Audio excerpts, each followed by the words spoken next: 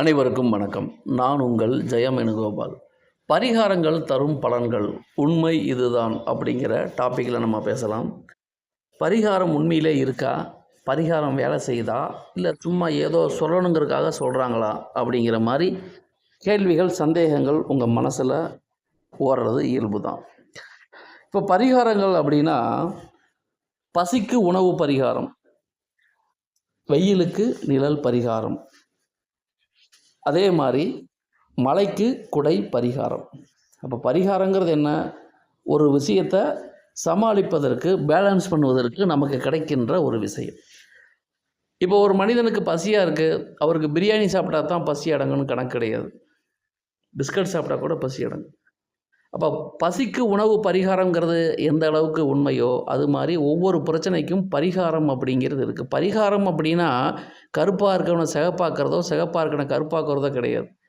ஒரு விஷயத்தை சமாளிக்கக்கூடிய அளவுக்கு மனப்பக்குவத்தை கொடுப்பது தான் பரிகாரம்.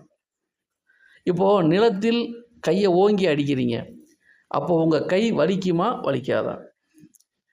அந்த கை வலிக்கிறது எவ்வளோ உண்மையோ அதே அளவுக்கு நம்பிக்கையோடு பரிகாரங்கள் செய்தால் அதற்குண்டான பலன் கிடைக்கும். அந்த பலன் எப்படி உங்களை வழி நடத்தும்னா, மனோபலத்தை கொடுக்கும், ஒரு விஷயத்தை டீல் பண்ணுற அளவுக்கு பக்குவத்தை கொடுக்கும். அதுதான் பரிகாரம். பரிகாரங்கள் அப்படிங்கிறது கோயில் வழிபாடுகள் தான் பெரும்பாலும்.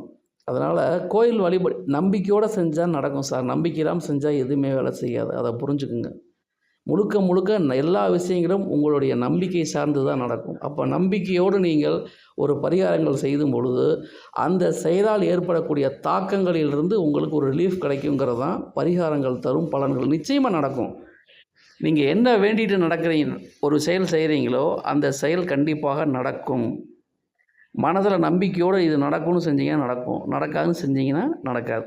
அப்போ எல்லாமே உங்களுடைய மன உணர்வுகள் தான் காரணம் என்பதை புரிந்து கொள்ளுங்கள். பரிகாரங்கள் எப்படிங்கிறது எல்லாமே பூஜை புனஸ்காரங்கள், கடவுள் வழிபாடுகள் தான். நம்பிக்கையோடு நீங்கள் கைதொழிந்தால் அந்த காரியம் நிச்சயமாக நடக்கும் அப்படிங்கிறதுல எல்லளவும் சந்தேகம் வேணாம்.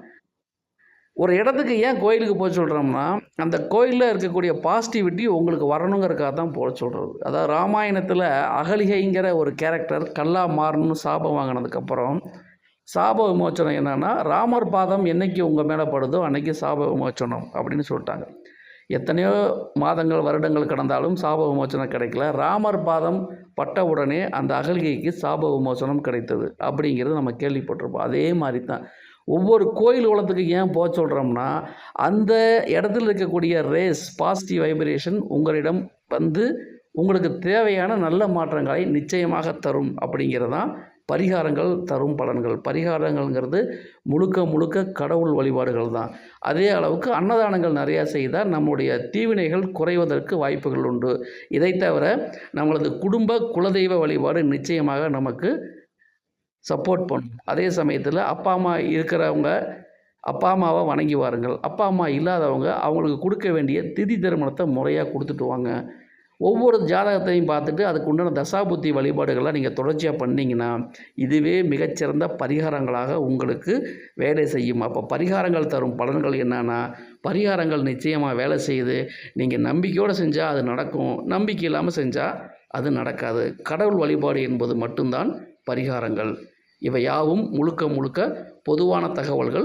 தனிப்பட்ட ஜாதகத்தை பொறுத்து பலன்கள் வேறுபடும் என்ற அடிப்படை உண்மைகளை நாம் மறந்துவிடக்கூடாது. நன்றி, வணக்கம்.